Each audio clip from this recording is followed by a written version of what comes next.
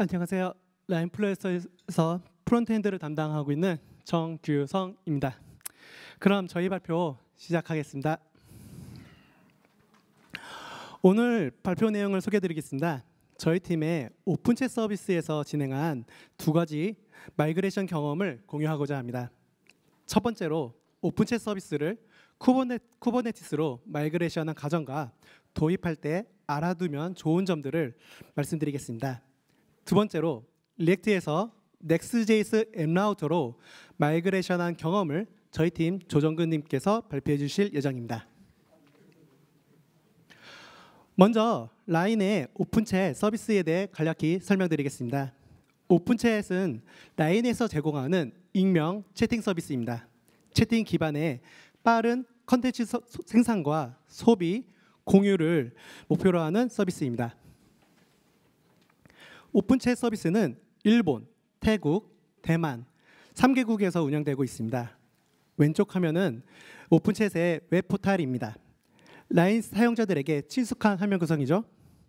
오른쪽 화면은 외부 인터넷에서 이용하실 수 있는 오픈챗 검색 서비스입니다. 오픈챗 서비스는 이렇게 라인 본체뿐만 아니라 사용자 편의를 위한 여러 작은 서비스들로 구성하고 있습니다. 오픈챗 서비스들은 젠킨스 기반 배포 프로세스로 관리되었습니다. 젠킨스에서 빌드된 결과물이 백엔드에서 관리하는 여러 물리 서버로 직접 배포되는 구조였습니다. 예를 들어 A 서비스를 위해서는 A 젠킨스 빌더와 A 서비스를 위한 각각의 물리 웹 서버가 필요했습니다. 디벨롭먼트, 프리릴리즈, 프로덕션, 환경을 위해 각각 서버를 두어야 했고요. PC 등 다른 서비스들도 마찬가지로 각각의 빌더와 환경별 물리 서버 구성이 필요했습니다. 여기서 만약 새로운 오픈챗 서비스를 런칭한다면 어떻게 해야 했을까요? 또다시 젠킨스 빌더를 만들고 환경 서버를 구성하고 배포를 설정해야 하는 부담이 생기게 됩니다. 이제 저희는 해결해야 할 목표를 알게 됩니다. 여러 웹 서비스를 독립적으로 운영을 해야 하고요. 다양한 환경에 배포를 관리할 수 있어야 하고 통합된 빌드 환경을 만들어야 합니다. 이러한 목표를 위해 저희가 선택한 것은 쿠버네티스의 멀티 테너시 전략이었습니다.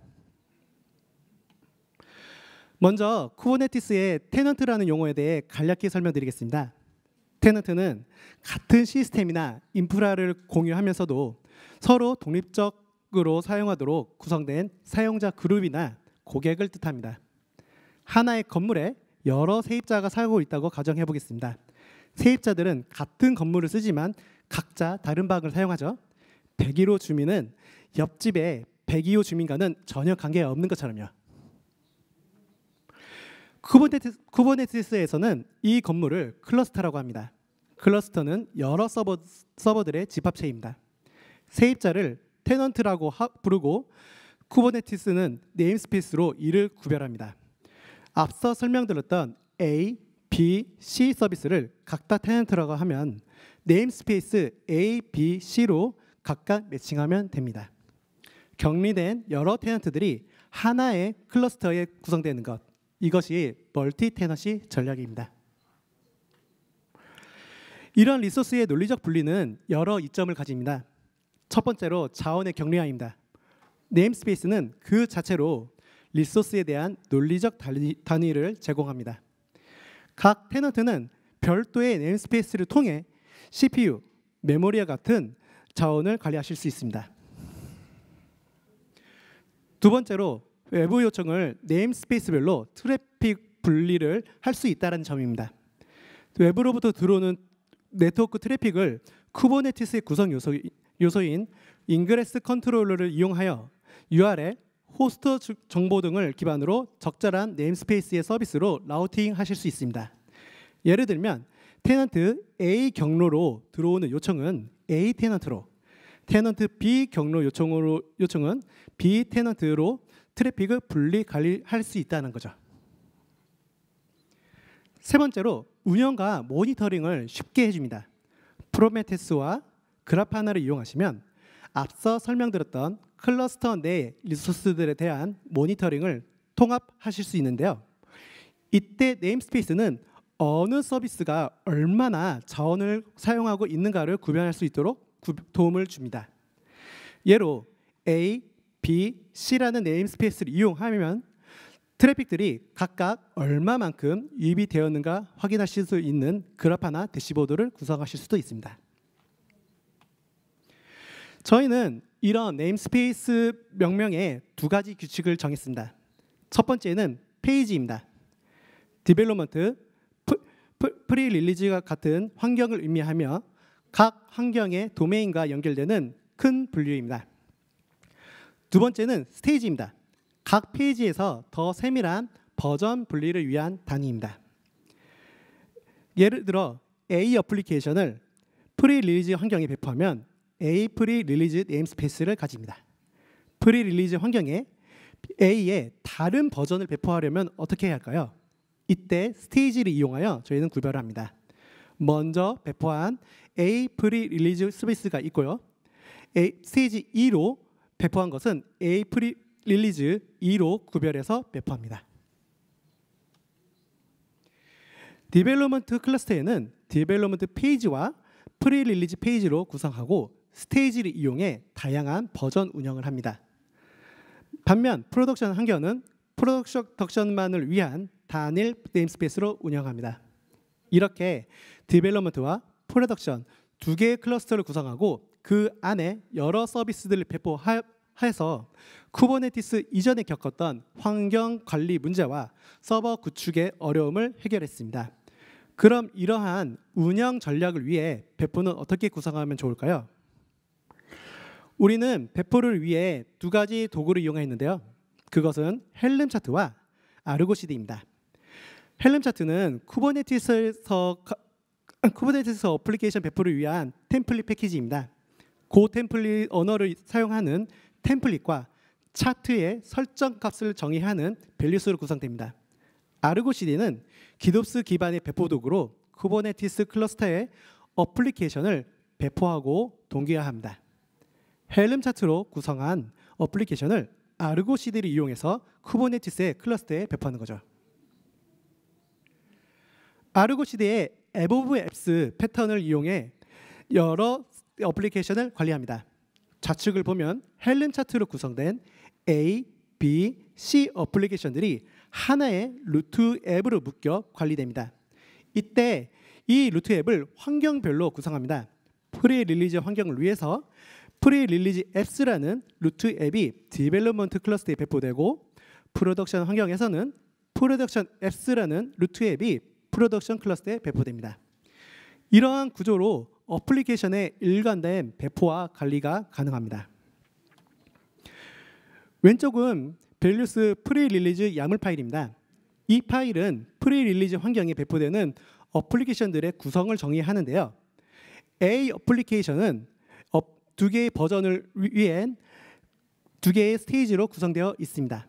오른쪽은 A 야물 템플릿 파일입니다. 밸류스 파일의 값을 아르고 CD 어플리케이션으로 정의하는 방법을 선언합니다. 템플릿문은 고의 if문, 변수, 반복문을 이용해 쿠버네티스 배포용 야물 파일을 동적 생성합니다. 밸류스의 내용을 템플릿으로 동적 생성하고 배포하는 것이 헬름 차트의 핵심 인점입니다. 앞서 설명드렸던 밸류스 프리릴리즈 파일에 B, C라는 어플리케이션들을 추가로 선언합니다. 그럼 이 밸류스 파일을 아르고 CD를 통해 프리릴리즈 앱스라는 루트 앱으로 배포하게 되면 여러 어플리케이션들이 따라서 함께 배포되는 것입니다. 이렇게 저희는 헬름 차트와 아르고 CD 두 개의 도구를 이용하여 멀티 테넌시 배포 전력을 운영하고 있습니다. 다음은 리소스 설정에 대한 설명입니다. 쿠버네티스에서는 네임스페이스별로 리소스 할당이 가능하다라고 설명을 드렸는데요. 프론트엔드에서 자주 사용하는 노드.js 서버를 운영한다면 어떠한 기준으로 자원을 할당해야 할까요? 여기서 저희가 운영하는 노드.js 서버에 대해 자원 할당에 대한 기준을 공유하겠습니다. 먼저 CPU입니다. 노드.js 서버를 운영할 때 얼마나 많은 CPU를 할당해야 할까요? 쿠버네티스에서 CPU는 컴프레서블 리소스로 분류됩니다. 이는 CPU 리소스가 부족하면 스로틀링이 발생해 지연이 생긴다는 의미입니다. 쿠버네티스에서 CPU 사용은 CFS 알고리즘을 따르는데요. CFS는 기준 시간 동안 얼마만큼 이용할지 조정하는 스케줄러입니다. 4코어 노드에서 100ms 시간 동안 원코어를 사용한다고 하면 CPU 원코어를 100ms만큼 사용한다는 의미입니다. 여기서 노드.js는 싱글 스레드인 사실도 알고 계실 건데요. 그럼 노드.js는 멀티코어를 지원받지를 못하므로 CPU 사용을 1.0코어만 할당하면 되지 않을까요? 그런데 노드.js에는 I/O 작업과 같은 태스크들을 별도의 스레드에서 작업을 수행하는 라이브 UV 스레드 영역이 있습니다. 즉, 노드.js 내부적으로는 라이브 UV 스레드와 이벤트 루프가 CPU 시간을 두고 서로 경쟁하게 되는 오버헤드 요소가 있다는 점을 생각해야 합니다. 그래서 1코어보다는 좀 더 여유가 있는 리소스를 제공해야 한다는 것을 저희는 퍼포먼스 테스트에서 확인을 하였고, 실제로 1.0보다 좀 더 여유가 있는 1.15 코어를 운영하고 있습니다. 다음은 메모리입니다. 쿠버네티스에서 메모리는 인컴프레서블 리소스로 취급됩니다. 이는 필요할 때 리소스가 할당되지 않으면 아웃 오브 메모리가 발생하여 어플리케이션이 죽는 문제가 있을 수 있다라고 할 수 있습니다. 노드.js에서는 2GB 머신 기준에서 가비지 컬렉션이 동작하는 힙 메모리 리밋 옵션인 맥스홀드 스펙 사이즈를 이용하여 1.5GB 설정을 추천합니다. 저희는 이 기준으로 메모리를 할당할 때 맥스홀드 스페이스 사이즈 옵션을 함께 적용하여 적절한 힙 올드 메모리도 함께 설정하고 있습니다. 쿠버네티스에서는 리퀘스트와 리밋 설정도 각각 가능합니다. 리퀘스트는 자원의 보장을, 리미트는 사용의 제한을 의미합니다. CPU는 스로틀링 관점에서 리밋을 1.15로 주었고요. 여유 있는 파드 배치를 위해 리퀘스트를 0.8로 설정합니다. 메모리는 아웃 오브 메모리로 프로세스가 종료될 수 있기 때문에 리퀘스트와 리미트를 같은 값으로 설정해서 그 동작을 보장할 수 있도록 하였습니다. 노드.js 서버를 쿠버네티스에서 운영하실 때 이러한 자원 할당을 참고하시면 좋겠습니다. 다음은 저희 팀의 조정근님께서 Next.js로의 마이그레이션 경험에 대해 공유하겠습니다.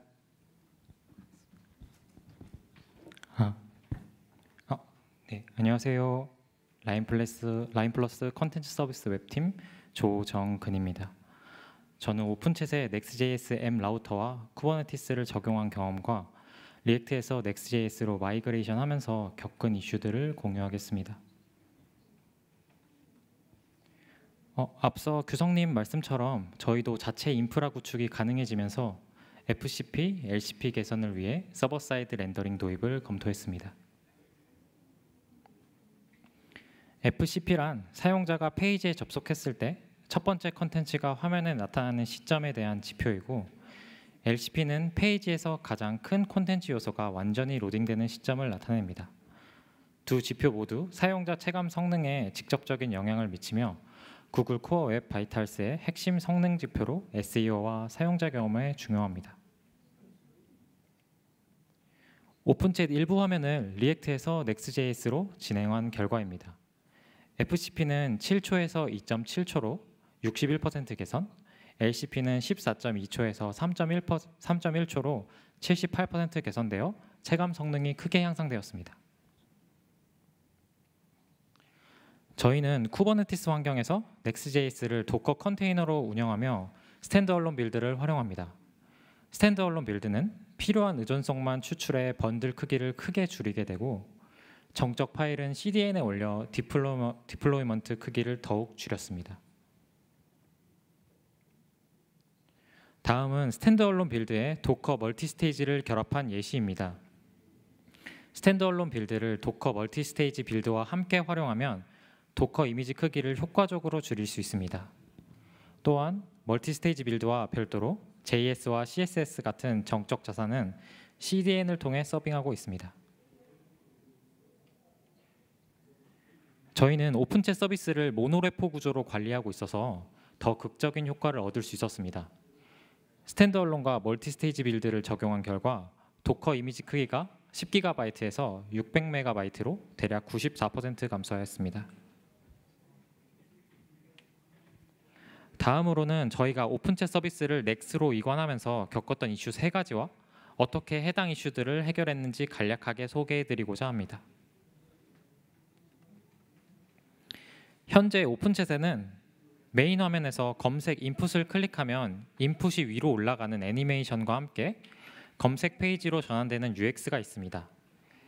여러분이라면 어떻게 개발하실까요? 네, 제가 고민했던 과정을 보여드리겠습니다. 저는 검색 페이지와 메인 페이지의 라우트를 분할했습니다. M라우터는 라우트 세그먼트별로 자동 코드 스플리팅이 적용되어 메인 페이지 초기 로딩 속도 개선에 효과가 있습니다. 또한 각 페이지 로직을 별도 라우트에서 관리해 관심사 분리 측면에서도 좋았습니다. 이 과정에서 메인과 검색 페이지가 공통으로 가지는 하단 내비게이션과 상단 인풋 해선은 레이아웃으로 공통화하여 처리했습니다. 다만 코드 스플리팅으로 인해 검색 페이지를 화면 전환 시에 불러오다 보니 네트워크 속도에 따라 검색 페이지 전환이 느려지는 이슈가 있었습니다. 네트워크 속도가 느릴 때는 인풋 클릭 시 내장 키보드가 먼저 올라오고 검색 페이지로 전환되는 부자연스러운 UX가 확인되었습니다. 다음은 인풋 클릭 후 서치 관련 네트워크 요청을 필터링한 로그 영상입니다. 방금 말씀드린 것처럼 검색 페이지 진입 시점에 리액트 서버 컴포넌트 페이로드와 검색 페이지 JS 파일을 불러오는 것을 확인할 수 있습니다. 이런 문제를 해결하기 위해 저희는 프리패치 기능을 적용했습니다. M라우터는 링크 컴포넌트와 유즈 라우터 훅을 통해 사용자가 접근하지 않은 페이지도 미리 불러올 수 있는 프리패치 기능을 제공합니다. 저희는 대부분의 링크에서 프리패치를 false로 설정해 사용하지만 필요한 경우 true로 설정해 페이지를 미리 로드하였습니다. 이제 링크 컴포넌트의 프리패치 기능을 하단 내비게이션에 적용했습니다. 프리패치 미적용 시에는 키보드가 먼저 올라오고 화면이 느리게 적용되지만 적용 후에는 인풋 클릭 시 화면 전환이 더 매끄럽게 처리됩니다. 다음 이슈입니다. 우측은 오픈챗의 카테고리 페이지입니다. 탭 UI를 구성할 때 다른 페이지에 진입했다가 돌아왔을 경우 기존 탭을 유지해야 한다면 어떤 방법으로 탭 상태를 유지할 수 있을까요? 네, 이번에도 저의 생각을 먼저 보여드리도록 하겠습니다.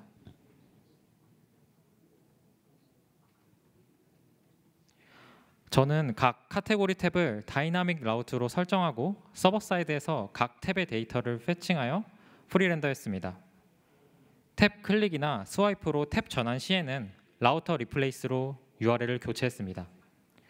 이렇게 하면 각 탭별로 서버 사이드 렌더링이 가능하고 탭 변경 시마다 URL이 교체되어 다른 페이지를 갔다가 뒤로 가기로 돌아오더라도 이전 탭 정보를 유지할 수 있습니다. 다만 이렇게 처리하면 탭 변경 시에 라우터 리플레이스를 할 때마다 서버 사이드에서 API 호출을 하게 됩니다. 위에 영상을 보시면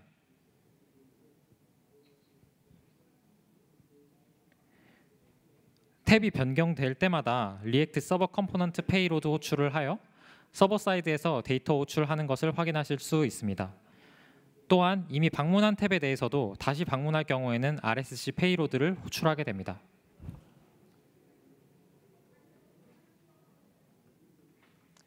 게다가 기존 탭 컨텐츠 컴포넌트가 이너스크롤이라 SSR로 이동 시 별도 스크롤 복원 로직이 필요했고 탭 교체 시마다 최상단에서 기존 스크롤 위치로 강제 복원되면서 UX가 어색해졌습니다.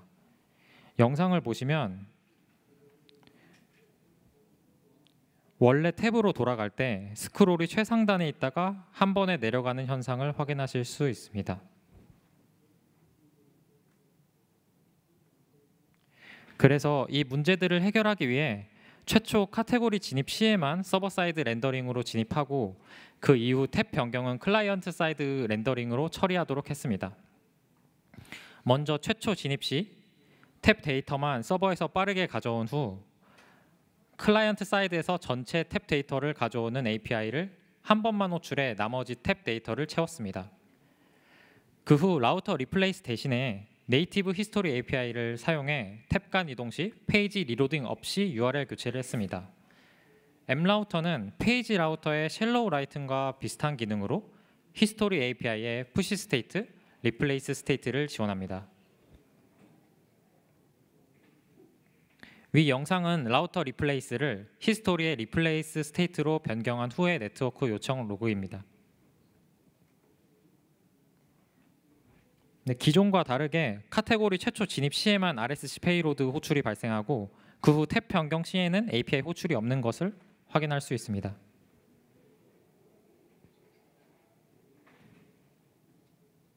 또한 탭 변경 시 페이지 리로딩 없이 URL만 교체했기 때문에 스크롤을 따로 복원할 필요가 없었습니다. 영상을 보시면 라우터 리플레이스 적용 시에는 강제 스크롤 복원으로 어색한 UX가 있었습니다. 다만 이제 히스토리 API 사용 시에는 별도 스크롤 복원이 없어져서 스크롤 복원이 자연스러운 걸 확인할 수 있습니다.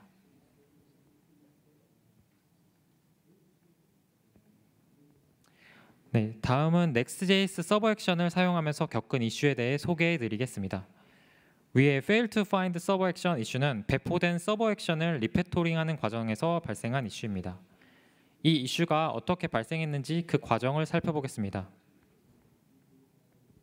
먼저 간단한 예시로 해당 이슈를 재현해 보겠습니다.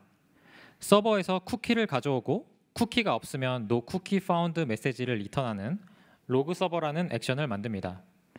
그리고 클라이언트에서 그 반환값을 콘솔에 출력하는 예제를 만들었습니다.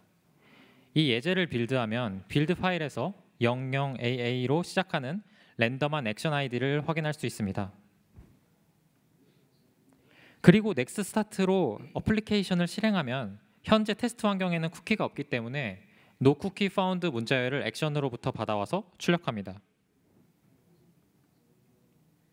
네, 이제 사용자가 기존 배포된 버전을 보고 있는 상태에서 서버 액션 이름을 getCookie로 변경하는 리팩토링을 진행한다고 가정해 보겠습니다. 이때 어플리케이션을 빌드하면 서버 액션의 아이디가 00AA에서 006C로 변경된 것을 확인할 수 있습니다. 그 후 넥스트 스타트를 실행하면 이전 버전의 클라이언트에서 서버 액션 요청 시 fail to find 서버 액션 에러가 발생합니다. 정상적이라면 no cookie found 문자열을 출력해야 하지만 undefined로 출력되고 서버 액션이 실행되지 않은 것을 확인할 수 있습니다. 이 이슈의 원인은 구버전 클라이언트가 가진 서버 액션 아이디가 신규 버전 서버에서는 매핑되지 않아서 발생하는 문제입니다. 기존 예시에서 구버전 클라이언트와 서버는 둘 다 00AA라는 액션 아이디를 가지고 있지만 신버전 서버에서는 00AA가 없고 006C만 있는 것을 확인했습니다. Next.js 독스에서는 서버 액션 생성 시 퍼블릭한 HTTP 엔드포인트가 만들어지기 때문에 보안 및 인증에 주의해야 한다고 소개하고 있습니다. 서버의 API 엔드포인트가 변경된 후 기존 API 엔드포인트로 클라이언트 요청을 하면 응답을 받을 수 없는 것처럼 서버 액션도 동일하게 동작한다고 여겨집니다. 저희는 서버 액션의 이름, 폴더명, 폴더 위치가 변경될 경우 서버 액션 아이디가 변경되는 것을 확인했습니다. 또한 Next.js는 각기 다른 머신에서 인스톨 및 빌드를 할 경우 폴더 구조나 함수명을 변경하지 않아도 다른 서버 액션 아이디가 생성될 수 있기 때문에 멀티 서버 환경에서는 인크립션 키 설정이 필요합니다. 따라서 Next.js 서버 액션에서 함수명을 바꾸고 싶은 경우 위 예시처럼 최초 배포 시에는 기존 액션은 그대로 두고 V2와 같은 새로운 서버 액션을 만들어야 합니다. 또한 Next Server Actions Encryption 키를 설정해 서로 다른 머신에서 여러 번 빌드해도 같은 서버 액션에 대해서는 항상 같은 서버 액션 아이디를 생성하도록 처리합니다. 그 결과 새롭게 롤아웃된 서버에서도 00AA라는 이전 클라이언트가 가진 서버 액션 아이디에 대해 응답이 가능해서 위 이슈를 해결할 수 있었습니다. 현재는 기존 서버 액션을 유지해서 최초 배포하고 일정 시간 후에 삭제하는 방식으로 사용하고 있습니다.